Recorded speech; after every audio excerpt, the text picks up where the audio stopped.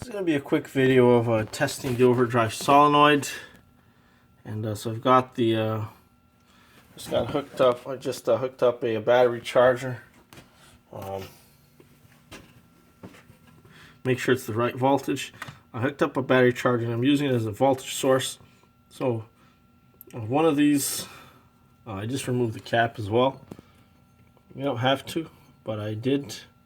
Just so I'd be able to see what's inside, see what it looks like inside. And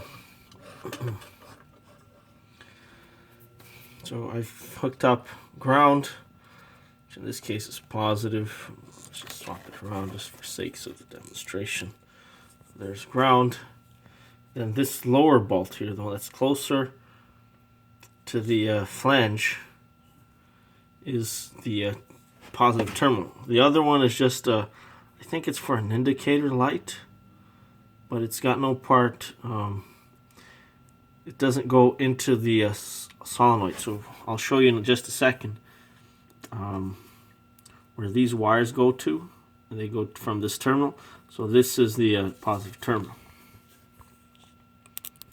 As you can see, fortunately nothing's happening.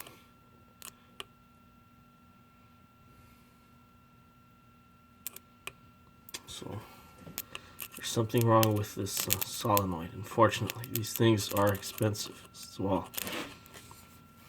So anyways, you can see here that these wires, there's a thick one and a thin one. These go into the electromagnet. These are windings here, and the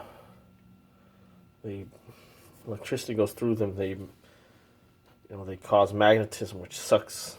Which pushes this out. But as you can see, that's not happening here. New units cost around $300. So it's quite expensive. I'm not sure what the cost to rebuild this is, but I'll have to look around.